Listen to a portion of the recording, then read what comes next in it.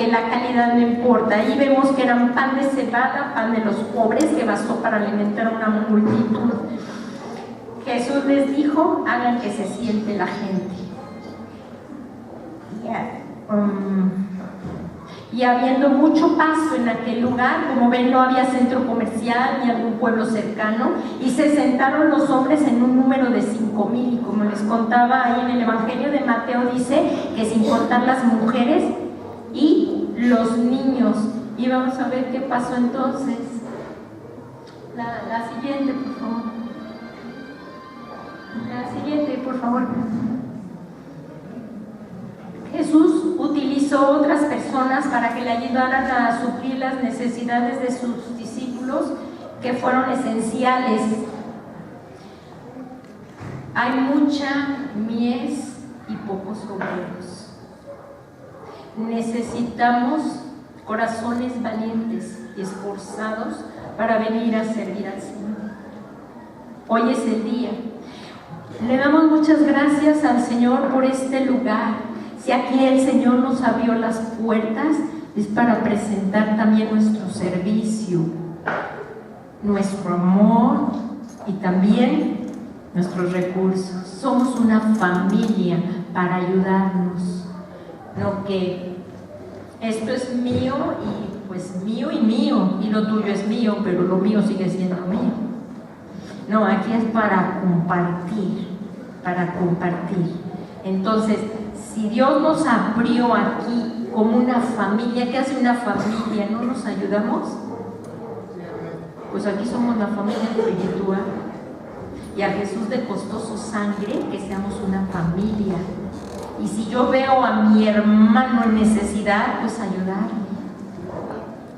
Aquí hay mucha necesidad, mucha.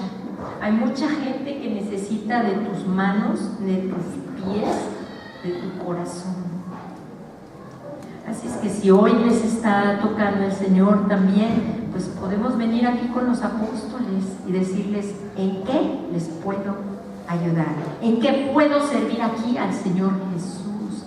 Porque si estás recibiendo aquí el alimento, estás recibiendo aquí la ayuda del Señor, pues aquí vierte tus fuerzas, tu labor y lo que tú tienes. Porque ahorita es lo que también vamos a ver. Jesús utilizó a otras personas para que le ayudaran a suplir las necesidades, y estos fueron sus discípulos, que dejándolo todo, siguieron a Jesús. Jesús dio a sus discípulos y los discípulos lo repartieron. Y todo lo que tiene que hacer el hombre es rendirle a Dios lo que tiene. No hay cosa más valiosa que tenga el hombre que su vida. Y eso fue lo que Jesús vino a dar por ti, su vida. ¿Y por qué nosotros le escatimamos todo? Nuestro tiempo, porque es nuestro. Después de que termine este programa, pues posiblemente iré a hacer el estudio bíblico. No, hoy ya llovió, no, me duele un poco la cabeza, mejor me quedo. Le escatimamos al Señor todo cuando Él es el que te está esperando continuamente a que vayas a sus pies, a orar, a escuchar de su palabra. Y Jesús, lo más preciado que tiene un hombre es su vida. Por eso lo vimos en el libro de Job. En el libro de Job, todo lo que más aprecia el hombre es la vida. Y fíjense que cuando ya la vida está en peligro, todo uno lo suelta y sigue uno luchando por la vida. Y Jesús vino a dar su vida por amor a ti. Y que poco lo tomamos en cuenta, en consideración. Y si Jesús hoy te ama a ti, también ama al que te cae mal. También te ama al jefe que te está tratando mal. Y nosotros somos los que tenemos que llevar el amor de Cristo a un mundo que se está muriendo y vertir nuestras vidas ahí con el Señor. Todo lo que tengamos. Y si queremos avanzar en el Señor, le tenemos que rendir todas las áreas de nuestra vida. Empezamos por decirle: sí, Señor Jesús, yo te sigo, pero mis bienes no los toques. Sí, Señor, yo te entrego mi tiempo, pero mis bienes no los toques. Y nos fuimos íbamos a bautizar, pero la cartera la dejamos afuera. No nos bautizamos con la cartera, que no nos la toquen. ¿Cuántas veces a veces tenemos algo aquí en la mesa y nos cogió una hermana un lápiz? ¿Quién cogió mi lápiz? ¿Por qué no trajiste tu lápiz? Bueno, pues da el lápiz. Jesús dio todo lo que tenía, dio su gloria, pues da su lápiz. Pero que esto no haya un problema de amor entre los hermanos, el egoísmo. Entonces Jesús dio a sus discípulos y los discípulos lo repartieron, y todo lo que tiene que hacer el hombre es rendirle a Dios lo que tiene, confiando en el poder y la provisión de Dios.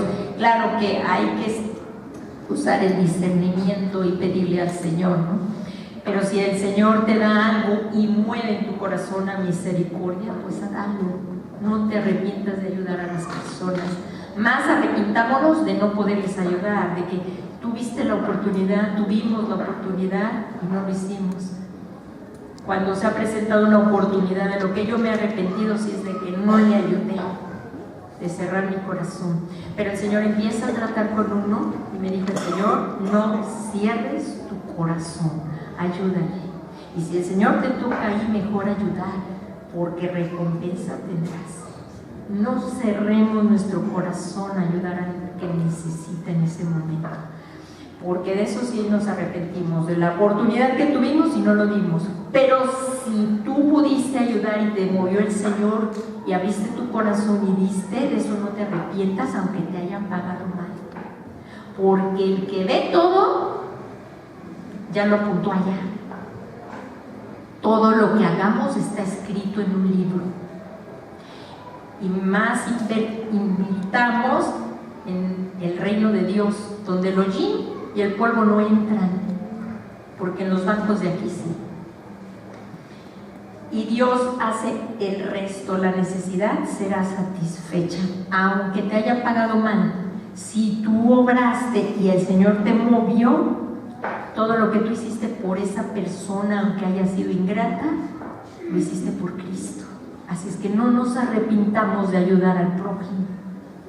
Jesús se dio a sí mismo. Vemos cómo se cansaba, fatigaba en el camino y dio todo. El que tenía toda su gloria vino a nacer en un pesebre y nunca lo vimos protestar, ni a sus padres tampoco. Porque Jesús, cuando nos usa, claro que nos incomoda, y eso es lo que no queremos. ¿Cómo creen que se sintió la madre de Jesús cuando el poder del Espíritu Santo descendió, la cubrió y ella quedó embarazada? ¿No se incomodó de ser madre soltera? Jesús, Dios nos incomoda en nuestras situaciones. ¿Cómo se sintió José? Ya estaba desposado con María, comprometido con ella, y ahora resulta que su novia ya está embarazada. Nos incomoda, pero va tratando con nuestras incomodidades, porque nos está como a las aceitunas cuando las trituran, sale el aceite, lo mejor. Así nos hace el Señor. Dios hizo más que satisfacer las necesidades. Y aquí viene la pregunta de examen, ¿se acuerdan? En primera la respuesta. ¿Cuántos cestos sobraron? ¿Cuántos discípulos eran? 12. No, ¿cómo? ¿Cuántos discípulos eran? 12. ¿Cuántos cestos sobraron? 12. O sea que le pudo tocar un cesto a cada discípulo, ¿no? Y si le tocó un cestito, pues sería para varios días, ¿no? De lo mejor del pan, porque Dios nos da lo mejor del pan y lo mejor de los pescados. Así es que Cristo dio a cada siervo una provisión que le duraría varios días. Dios siempre provee la abundancia a sus verdaderos siervos. Tu fe nunca será defraudada, aunque tú a veces no veas, el Señor está actuando. El Señor actúa a nivel de corazón de cada persona, y eso también lo vemos en la Biblia. Él tiene todo el poder. Así es que Dios siempre provee, y hoy el Señor Jesús puede proveer en tu necesidad, si es financiera, si es familiar. Lo importante es que nuestra fe no decaiga. Ahí en la palabra de Dios dice que el Señor Jesús menospreció el oprobio, todo lo que sufrió por el gozo puesto delante. Jesús te tenía en sus pensamientos cuando estaba en la cruz, porque Él sabía no lo que ahorita somos, sino lo que vamos a llegar a ser. Él sabe todo lo que puede formarte. Aunque tú te menosprecies, el Señor te ve de otra manera. Y si hoy venimos y le rendimos nuestras vidas al Señor, sea cual sea, como ahorita también vamos a orar con todas estas peticiones, y creyendo de acuerdo a la voluntad de Dios, al que cree todo le es posible y lo vamos a recibir. Por favor, si le pasamos a la otra, por favor. La reflexión hoy. Esta pregunta nos la hace el Señor Jesús a cada uno de nosotros. Empezó por mí y empieza por mí y cada día. Aquí dice el Señor Jesús: ¿puede el Señor Jesús contar contigo para suplir necesidades como usó al niño que no está su nombre? Pero ese niño fue tan bondadoso que se alimentaron más de 5,000 personas. Esta pregunta nos la hace hoy el Señor a cada uno de nosotros. Aquí está un muchacho que tiene 5 panes de cebada y 2 pececillos. Y el apóstol Pablo nos dice: por consiguiente, mientras tengas oportunidad, hagamos el bien a todos, y especialmente a los de la casa. Aquí estamos en la casa. Esta es nuestra casa. Yo he oído a los apóstoles que nos dan la bienvenida y nos dicen: pasen a su casa. Se quedan en su casa, ustedes apagan la luz. No, pues. Esta es nuestra casa espiritual. Somos un cuerpo en Cristo y tenemos comunión con otros hermanos y nos gozamos también de los triunfos, pero esta es nuestra casa. Así es que aquí podemos servir y Dios lo va a ver, y no en 2 pensamientos. Aquí estoy, aquí sirvo, no voy a con un pie aquí y pensando hacia dónde voy a volar. Si aquí te trajo el Señor, aquí sirve. Un día a la vez, un día a la vez. Por eso nos estresamos.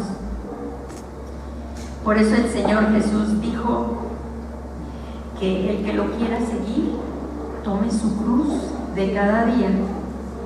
Niéguese a sí mismo, tome su cruz de cada día. Y ahora sí nos sigamos de cada día, un día a la vez, porque cada día trae su propio afán. Pero ya estamos aquí, nos empezamos a sentir a gusto aquí y ya empieza la cosita. No, pues a lo mejor ya me voy para allá. Y hay mucha división en el cuerpo de Cristo. Hay que someternos a nuestras autoridades y en ello también hay descanso. Hay que someternos con agrado porque ellos velan nuestras almas, aunque hay cosas que a veces no nos agradan, pero si obedecemos, Dios ve esto y nos va a ser recompensados. Esta es nuestra casa. Aquí tenemos que derramar nuestra vida hasta que el Señor diga otra cosa, pero con un solo pensamiento. Y aquí dice: el que robaba, que ya no robe, sino que se fatigue trabajando con sus manos en algo útil, y así tendrá algo que compartir con los necesitados.